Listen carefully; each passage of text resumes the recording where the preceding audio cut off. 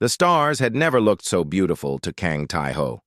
He stood at the observation window of the ESS Harmony, watching the massive council station grow larger as his ship approached. The station was enormous, a floating city made of metal and light, home to representatives from 47 alien species. Today, he would be the first human to set foot inside. Tai-ho was 53 years old, a diplomat who had spent his entire life preparing for this moment. Earth had chosen him because he was patient, wise, and believed deeply in peace. He carried no weapons. He carried only words and hope. "Ambassador, we are cleared for docking," said the pilot.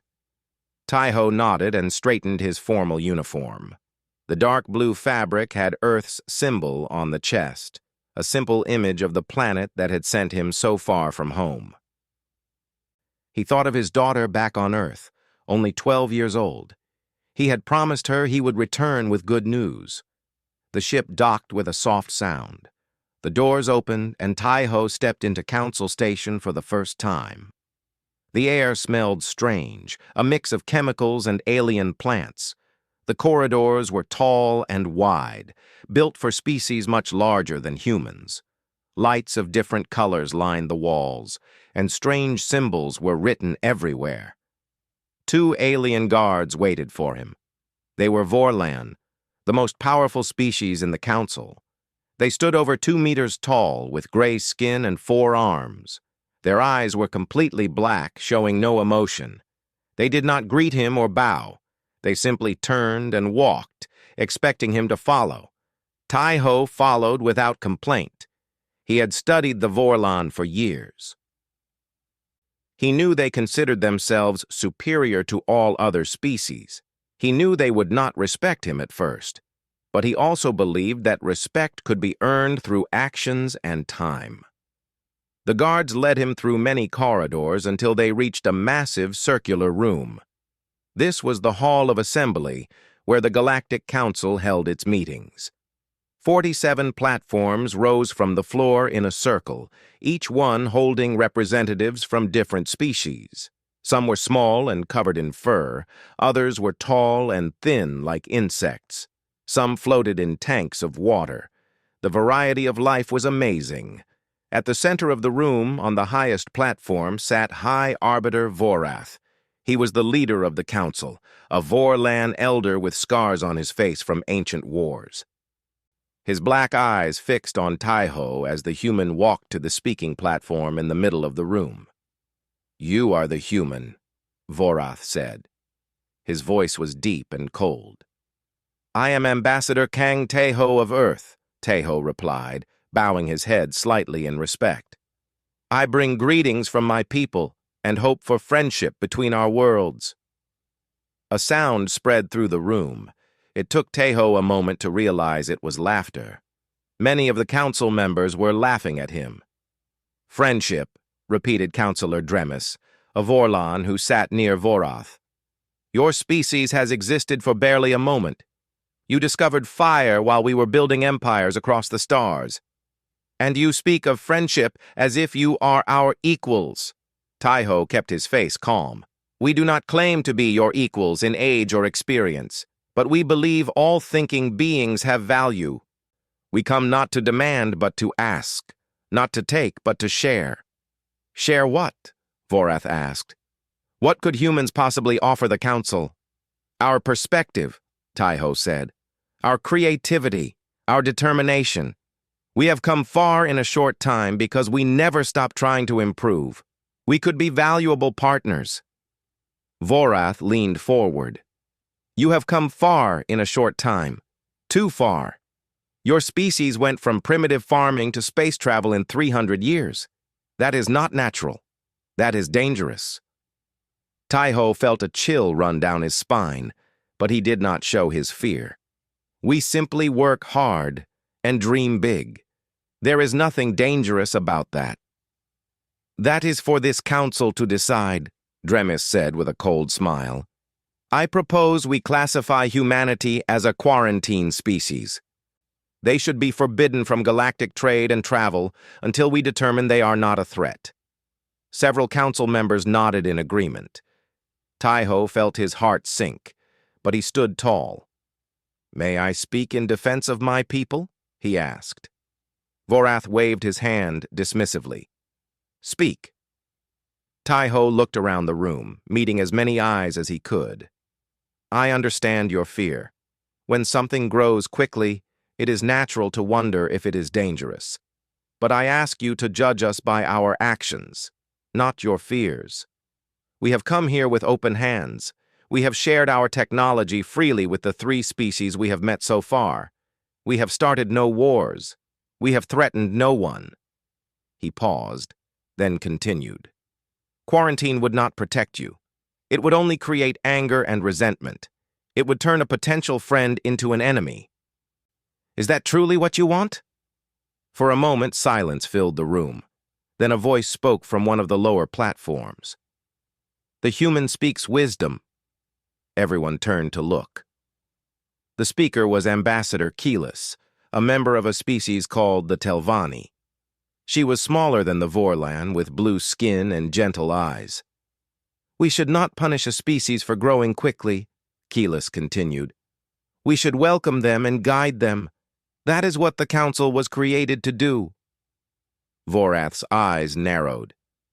The Council was created to maintain order, and humans threatened that order. The vote was called. 44 members voted in favor of quarantine. Only 3 voted against, including Ambassador Keyless. Taiho's mission had failed before it truly began, but the worst was yet to come. That night, guards came to Taiho's quarters. They did not knock. They simply broke down the door and dragged him from his bed. "What is the meaning of this?" Taiho demanded. "You are under arrest," the lead guard said. "Evidence has been found that you are carrying biological weapons designed to kill Council species. You are a spy and an assassin." Taiho's blood went cold. "That is a lie. I carry no weapons of any kind. The evidence says otherwise." As they dragged him through the corridors, Taiho understood what was happening. He had been framed. The Council, or at least some members of it, had never intended to give humanity a chance. They had decided to destroy Earth's hopes for peace before the first meeting even began. He had one chance. As they passed a communication terminal, Taiho broke free for just a moment. His fingers flew across the controls, sending a short encrypted message to Earth before the guards pulled him away and beat him to the ground. The message was only 8 words, but they would change history. "They do not want peace. Prepare yourselves." Taiho was thrown into a dark cell, alone with his thoughts. He knew he would probably die here, far from home, far from his daughter. But he also knew that his message had been sent. Earth would know the truth, and Earth would be ready. 3 weeks passed. Taiho sat in his cell, counting the hours by the changing of the guards outside his door. They fed him once a day, a tasteless paste that kept him alive but gave him no strength. He had lost weight. His clothes hung loose on his body, but his mind remained sharp, and his spirit remained unbroken. Earth had sent 17 messages demanding his release. The Council had ignored every single one. Taiho knew what that meant. They were not interested in justice. They were interested in sending a message. On the 22nd day, the guards came for him. They dragged him through the station to the Hall of Judgment, a different room from where he had first spoken. This room was older, darker. The walls were made of black stone, and ancient symbols were carved into every surface. This was where the Council executed its enemies. The room was full. All 47 Council representatives had come to watch. Cameras floated in the air, broadcasting the trial across the entire galaxy. Billions of beings on thousands of worlds would see what happened here today. Taiho was forced to stand on a small platform in the center of the room. His hands were bound behind his back. High Arbiter Vorath sat on a throne above him, looking down with those cold black eyes. "Kang Taiho of Earth," Vorath said, his voice echoing through the chamber. You stand accused of carrying biological weapons onto this station with the intent to kill council members. You stand accused of being a spy for a hostile species. How do you answer these charges?" "I am innocent," Tai-Ho said, his voice strong despite his weakness. "The evidence against me is false. I came here with nothing but hope for peace."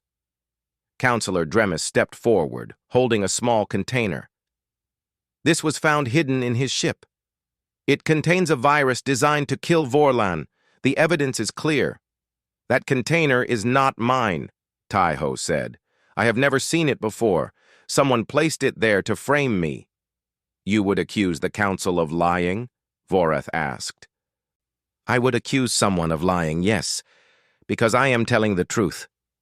Vorath smiled, a terrible expression on his alien face. "The council finds you guilty. The sentence is death." A murmur went through the crowd, but no one objected. Ambassador Keyless lowered her head in shame, but she did not speak. She was afraid. They were all afraid of Vorath. "Before the sentence is carried out," Vorath said, "do you have any final words?" Tai-Ho looked up at the High Arbiter. Then he looked around the room at all the council members, at the floating cameras that carried his image across the stars. He thought of his daughter. He thought of Earth. And he spoke. "You call yourselves the guardians of galactic civilization. You say you stand for order and justice, but look at what you are doing. You are killing an innocent man because you are afraid of his people. You are murdering someone who came to you with an open hand." His voice grew stronger. "I am not afraid to die, but I want you to remember this moment. Remember that you had a choice. You could have chosen peace. You could have chosen to welcome a new species into your family. Instead, you chose fear. You chose murder."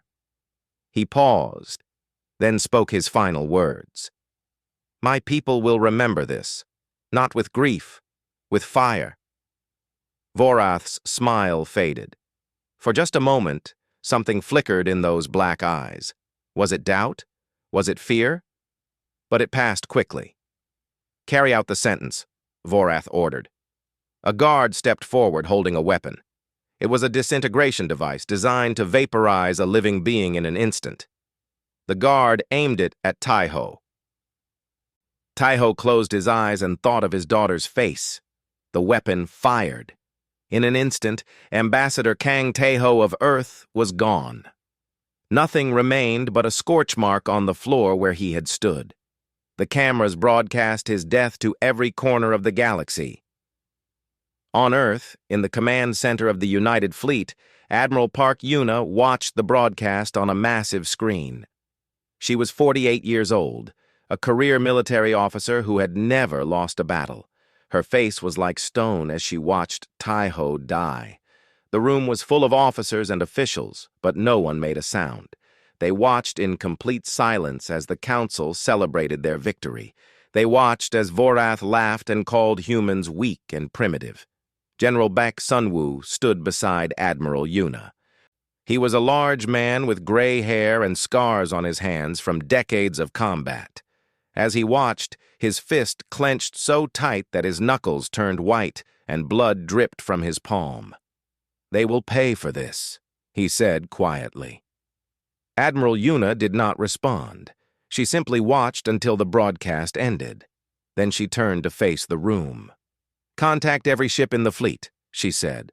"Contact every colony, every station, every outpost. Wake up every soldier, every pilot, every engineer." "What should I tell them?" an officer asked.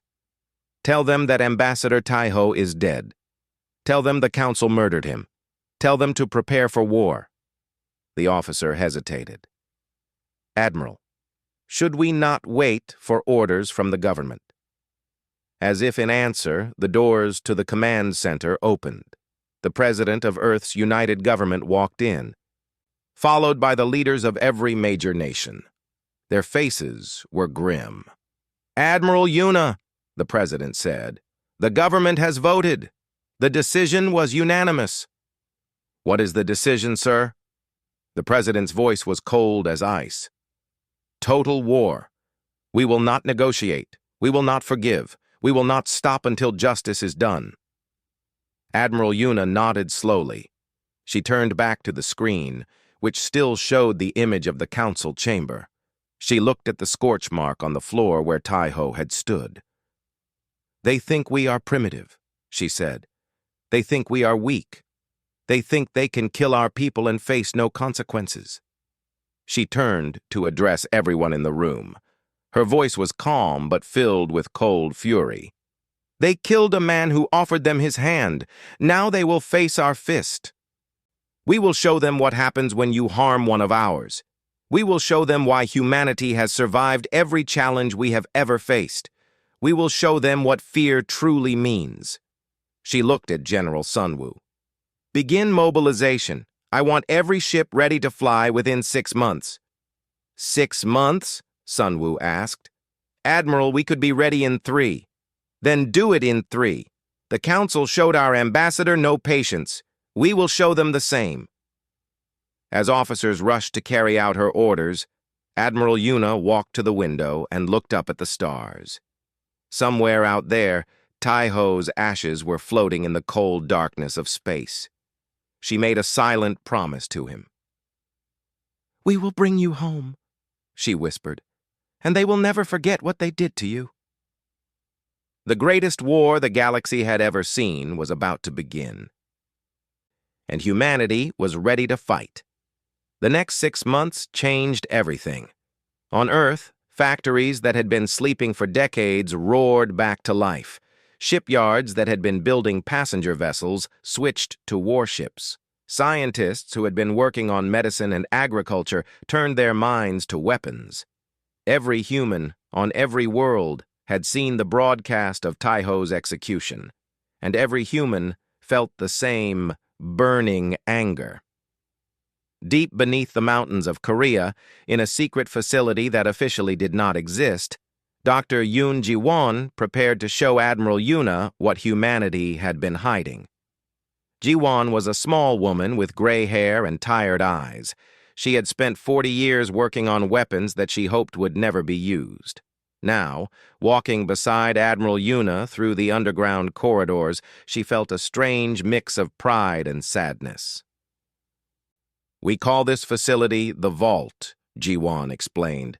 "When humanity first developed faster-than-light travel, our leaders knew that first contact could go wrong. They ordered us to prepare for the worst." They reached a massive door made of thick steel. Ji-won placed her hand on a scanner, and the door slowly opened. Admiral Yuna stepped inside and stopped breathing for a moment. The room was enormous, the size of a small city, and it was filled with weapons. Missiles the size of buildings stood in rows. Cannons that could fit a house inside their barrels lined the walls. Strange devices that glowed with blue light sat on platforms throughout the space. "What am I looking at?" Yuna asked quietly. Ji-won walked forward, her footsteps echoing in the vast space. "Quantum displacement missiles.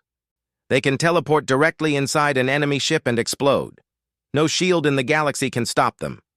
She pointed to the massive cannons. "Void breaker cannons. They tear holes in the fabric of space itself.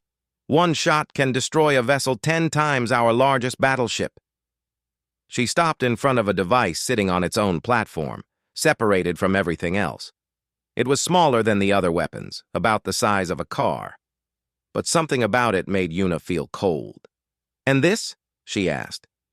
"We call it the Genesis device," Ji-won said softly. "It can cause a star to explode. One device, one star, one entire solar system destroyed." Yuna stared at the device. "Have we ever tested it?" "Once, on an empty system far from any inhabited world. It worked perfectly." Yuna was silent for a long moment. Then she turned to face Ji-won. "I hope we never have to use that last one. But I am glad it exists. Load everything else onto our ships. We are going to need it all." At Mars' orbital shipyard, 3,000 warships gathered in formation. It was the largest fleet humanity had ever assembled. The vessels ranged from small, fast attack ships to massive carriers that could hold thousands of soldiers. and at the center of the formation was the flagship, the ESS Retribution. Captain Huang Nari stood on the bridge of the Retribution, watching the final preparations through the main view screen. She was 36 years old, young for a captain, but she had proven herself in a dozen battles against pirates and rebels. Now she would face the greatest test of her life. Her second-in-command, Lieutenant Seo Minho, approached with a datapad. "Captain, all systems are ready. The fleet can depart on your order." Nari nodded but did not respond. She was looking at something welded to the wall of the bridge. It was a metal plate with words etched into it. The words were Taiho's final message. "They do not want peace. Prepare yourselves." Every ship in the fleet carried the same plate. It was a reminder of why they were fighting. "Captain?" Minho asked. "Is something wrong?"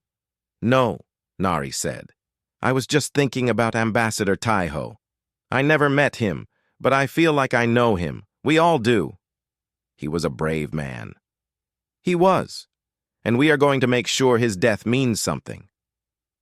Far across the galaxy, High Arbiter Vorath received reports of human military activity. He sat in his private chambers, reading the information with growing amusement. "They are building ships," he said to Counselor Dramis, who stood nearby. 3,000 of them, according to our spies. "Should we be concerned?" Dramis asked. Vorath laughed. 3,000 primitive vessels against the combined might of 47 species? They are insects threatening a giant. Let them come. We will crush them and finally end the human problem forever. "The other council members are nervous," Dramis said. "Some are saying we should negotiate." "Negotiate?" Vorath stood, his forearms spreading wide. "We executed their ambassador on live broadcast. There is nothing to negotiate. This will end with humanity's complete destruction. It is what should have happened the moment we discovered them." He turned to look out his window at the stars. "Send word to all council fleets. Tell them to prepare defensive positions. When the humans arrive, we will be ready." But Vorath did not know about the secret message that had arrived at Earth 3 days earlier. Ambassador Keyless, the Telvanni who had voted against Taiho's execution, had risked everything to contact humanity. Her message contained detailed information about Council fleet positions, defensive systems, and weak points in their formations. She did not agree with war, but she believed what the Council had done was wrong. She hoped that by helping humanity, she could prevent an even greater tragedy. Admiral Yuna studied Keyless's information carefully. It was more valuable than 1,000 spy satellites. With this knowledge, humanity's attack would not be a desperate charge into the unknown. It would be a precise strike at the heart of their enemy. "Are we ready?" General Sunwoo asked, standing beside her in the command center. "We are," Yuna replied. "More ready than they could ever imagine." She activated the fleet-wide communication system. Her face appeared on screens across 3,000 ships. Millions of soldiers, pilots, and crew members looked at their admiral and waited. "Today, we begin our journey to Council space," Yuna said. "Today, we start a war that we did not want, but will not run from. We fight for Ambassador Taiho. We fight for every human who has ever been told they are not good enough, not strong enough, not worthy of respect." Her voice hardened. "The Council thinks we are primitives. They think we are easy prey. In 72 hours, they will learn how wrong they are. In 72 hours, they will learn what happens when you harm one of ours." She paused, then spoke the words that would echo through history. "All ships, jump to hyperspace. Target, Council space, mission, justice." The United Fleet vanished into the light of hyperspace, leaving the solar system behind. Lieutenant Minho checked his instruments. "Admiral, 72 hours until we reach the Vorlan border." Admiral Yuna sat in her command chair and closed her eyes. 72 hours, she said softly. 72 hours until they learn what fear means. The sleeping giant had awakened, and it was coming for blood. The Vorland border fleet consisted of 200 warships. They were the finest vessels the most powerful species in the galaxy could build. Each one had been in service for centuries, veterans of 100 conflicts against lesser species. Their commanders were confident. They had been told the humans were coming, and they were eager for an easy victory. They detected the human fleet emerging from hyperspace at exactly the predicted location. 200 Vorland ships turned to face 3,000 human vessels. The Vorland commander laughed. "Look at them," he said to his officers. "Their ships are crude, primitive things. This will be over in minutes." He was right about the time. He was wrong about the outcome. Admiral Una watched the Vorland fleet on her tactical display. She felt no hatred, no anger, only cold determination. "Fire," she said quietly. 3,000 ships unleashed their weapons at the same moment. Quantum displacement missiles vanished from their launchers and reappeared inside Vorland vessels, exploding before anyone could react. Void breaker cannons tore holes in reality, swallowing ships whole. Plasma beams cut through shields like they were made of paper. The Vorland fleet had no time to understand what was happening. One moment they were confident. The next moment, half their ships were gone. "They are retreating," Lieutenant Minho reported. "The remaining vessels are trying to escape." "Do not let them," Una ordered. "No one runs back to warn the Council, not yet." The human fleet chased down the fleeing Vorland ships. Within 11 minutes of the battle's start, not a single enemy vessel remained. 200 of the galaxy's most advanced warships had been completely destroyed. The United Fleet had lost 3 ships. 3. On Council Station, High Arbiter Vorath received the news. He read the report 3 times because he could not believe what it said. "Impossible," he whispered. "This is impossible." Councillor Dremis stood nearby, his gray face even paler than usual. "The border fleet is gone. All of it. In 11 minutes. Their weapons," Vorath said slowly. "We knew nothing about these weapons. How did they hide such technology from us? It does not matter how. What matters is what they will do next." Vorath stood and began pacing. His forearms moved nervously at his sides. "Contact all member species. Tell them to send every ship they have. We will create a defensive line that the humans cannot break." "And if they can break it?" Vorath turned to glare at Dremis. "Then we will find another way. Humanity will not win this war. I will not allow it." But even as he spoke, Vorath felt something he had not felt in centuries, something he had forgotten was possible. Fear. Admiral Una allowed 1 hour of rest before ordering the fleet forward. They entered Council space like a blade cutting through flesh. She made sure to send a message ahead of them. It was broadcast on all Council frequencies, reaching every species, every world, every being in the galaxy. "You executed our envoy," she said, her face cold and hard on millions of screens. "You broadcast his death as entertainment. Now witness ours." The human fleet struck target after target. Military stations were destroyed, defense platforms were torn apart, but something strange happened, something that confused and frightened the Council species. The humans did not attack civilians. They passed by populated worlds without firing a single shot.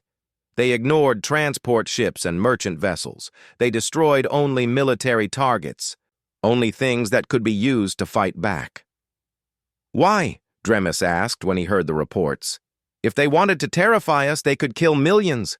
Why do they show mercy?"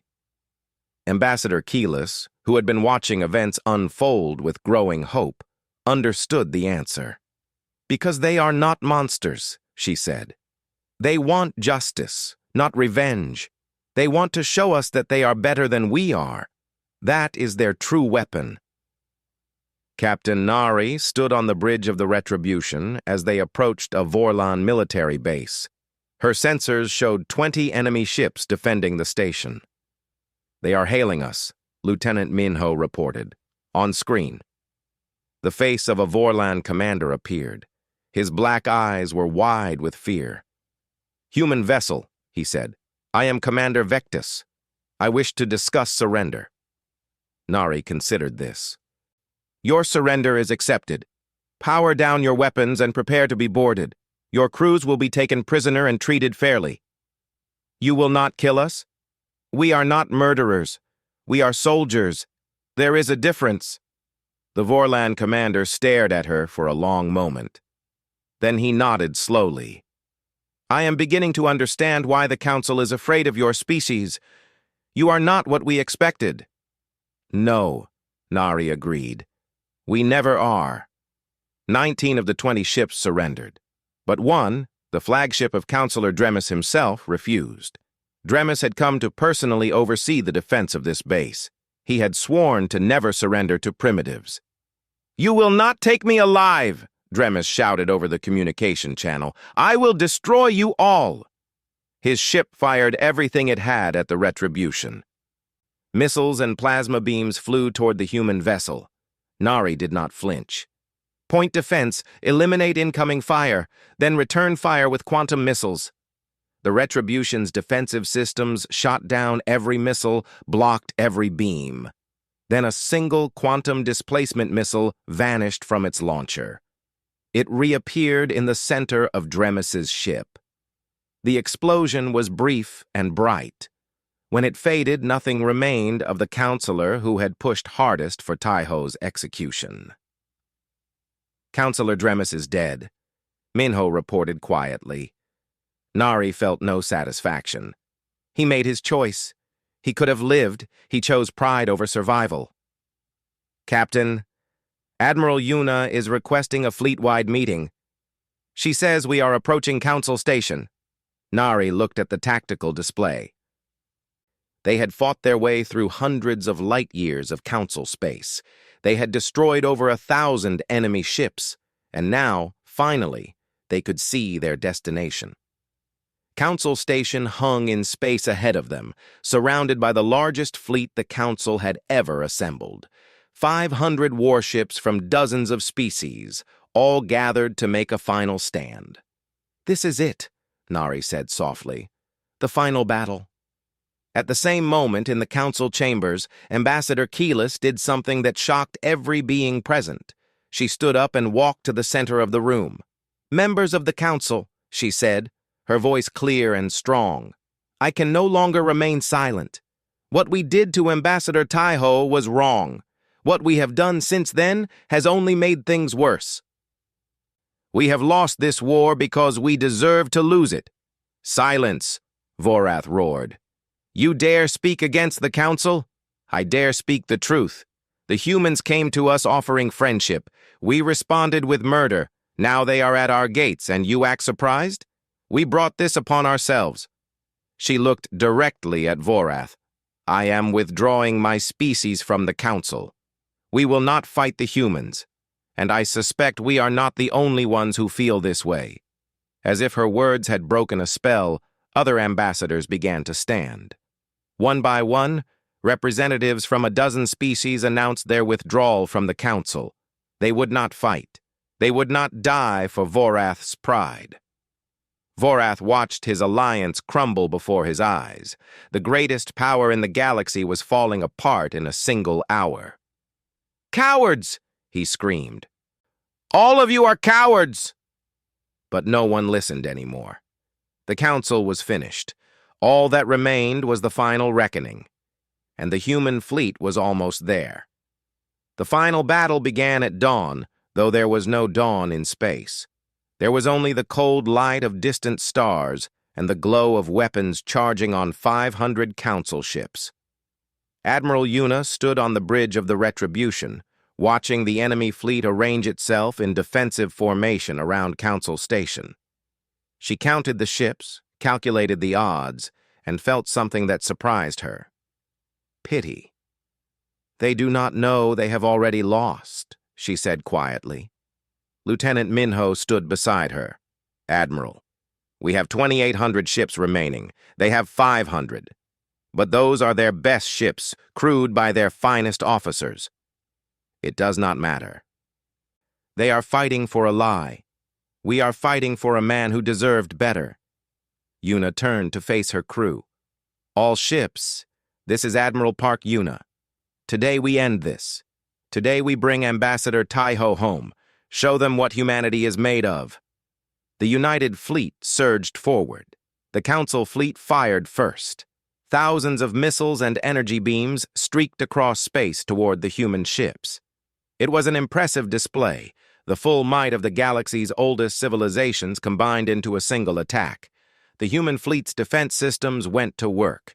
Point defense lasers destroyed missiles by the hundreds.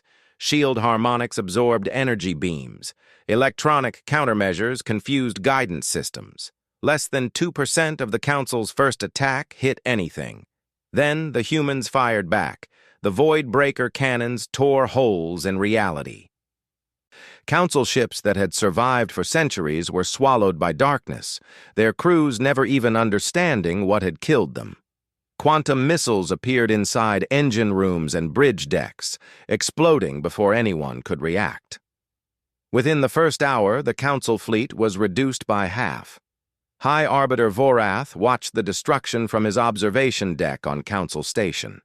His black eyes reflected the explosions that lit up the space around his home. His 4 hands gripped the railing so hard that the metal bent. "Send in the reserves," he ordered. "There are no reserves," his aide replied, trembling with fear. "Every ship we had is already fighting, and losing." "Then contact the member species. Tell them to send more ships." "High Arbiter, most of the member species have withdrawn from the Alliance. The others are too far away to help. We are alone." Vorath was silent for a long moment. Then he spoke in a voice that had lost all its confidence. "Prepare my escape shuttle. I will not die here." But before he could move, alarms began blaring throughout the station. The human fleet had broken through the defensive line. They were approaching the station itself. Admiral Yuna's voice came through the communication system, broadcast to every corner of Council Station. "High Arbiter Vorath, your fleet is destroyed. Your allies have abandoned you. You have 2 choices. Surrender now and face justice for what you did to Ambassador Taiho, or fight and die. Choose." Vorath's response was desperate, his voice shaking with rage and fear. "I have millions of civilians on this station. If you attack, they will die. Their blood will be on your hands." "We do not target civilians. You know this. You have seen how we fight." "Then I will kill them myself," Vorath screamed. "I will destroy this entire station before I let you take me. You will be responsible for genocide." There was a pause. Then Yuna's voice returned, cold and certain. "Then you will die with them. But we both know you are too much of a coward for that. You did not kill Taiho yourself. You ordered others to do it while you watched from your throne. You do not have the courage to die for anything." Vorath's hands shook. He turned to order the station's self-destruct activated, but his aide had already run away. He was alone. The human boarding ships latched onto Council Station. Thousands of Marines poured through the airlocks, led by General Baek Sunwoo himself. Sunwoo was 60 years old, but he moved like a man half his age. His rifle was steady in his hands as he led his team through the corridors of the station. They met little resistance. Most of the station's defenders had already surrendered or fled. "General," one of his soldiers reported, "we have located High Arbiter Vorath. He is in the Hall of Judgment." Sunwoo felt his jaw tighten. The Hall of Judgment, the place where Taiho had been murdered. "Take me there," he said. They reached the hall to find Vorath standing alone in the center of the room. He had no guards, no weapons, nothing but his own trembling body. He stood exactly where Taiho had stood when he died. The scorch mark was still on the floor. Sunwoo walked forward slowly, his boots echoing in the ancient chamber. He stopped a few meters from Vorath and looked into those black alien eyes. "You killed a man who came in peace," Sunwoo said. You broadcast his death like it was entertainment. You laughed while he died. Vorath fell to his knees. Please, I will give you anything. Power, wealth, territory. Just let me live. Tai-Ho asked for nothing but friendship. You killed him for it. I was wrong. I see that now. Please, show mercy. Sunwoo looked at the pathetic creature before him. He thought about pulling his trigger and ending Vorath's life right there. It would be easy. It would feel good. But then he thought about what Tai-Ho would have wanted. Mercy, Sunwoo said slowly. You do not deserve it. But we are not you. We do not murder prisoners. He turned to his soldiers. Take him into custody. He will face trial before a proper court. He will spend the rest of his life in a cell, watching humanity build a better galaxy than he ever could. Vorath was dragged away, screaming and begging. Sunwoo ignored him. He walked to the scorch mark on the floor, the only physical evidence that remained of Ambassador Kang Tai-Ho. From his pocket, Sunwoo pulled a small Korean flag. He placed it gently on the floor beside the scorch mark. We came for you, Ambassador, he whispered. We brought you home. 1 month later, a memorial was built on Council Station. It stood in the exact spot where Tai-Ho had been executed, a tall pillar of white stone with his image carved into its surface. Around the base were the words he had spoken before his death, translated into 100 languages. Admiral Park Yuna came to the dedication ceremony. She wore her formal uniform, the same dark blue that Tai-Ho had worn on the day he arrived at the station. In her hands, she carried a single white flower, a traditional Korean symbol of mourning. She placed the flower at the base of the memorial and stood in silence for a long moment. The galaxy had changed. The old council was gone, replaced by a new galactic assembly where every species had an equal voice. Humanity had a seat at the table now, not as conquerors, but as partners. Ambassador Keyless had become the first non-human ambassador to Earth, working to build bridges between species that had been enemies just weeks before. Vorath sat in a prison cell, forced to watch as everything he had built was replaced by something better. He would live a long life, long enough to see humanity become one of the most respected species in the galaxy. It was a worse punishment than death. Captain Huang Nari's ship, the ESS Retribution, was retired from service and turned into a museum. Thousands of beings from across the galaxy visited it every year to learn about the war that had reshaped everything. And every year, on the anniversary of Tai-Ho's death, beings from every species gathered at the memorial to remember. They called it Remembrance Day, a time to honor a man who had died for peace and the people who had fought to avenge him. Admiral Yuna looked at the memorial one last time. She touched the cold stone gently. You did it, Ambassador, she said softly. You wanted peace between our peoples. It took a war to get it, but we finally have it. Your death was not meaningless. It changed everything. She stepped back and saluted. Rest now. We will take it from here. As she walked away, the lights of Council Station shimmered around her. The station that had once been a symbol of alien power was now a symbol of something new, a symbol of unity, of justice, of hope. The humans had come with fury, but they had stayed with compassion. They had shown the galaxy that strength and mercy could exist together, that you could fight for justice without becoming a monster. The war was over, the future was beginning, and Ambassador Kang Tai-Ho, the man who had started it all with nothing but hope and courage, was finally home.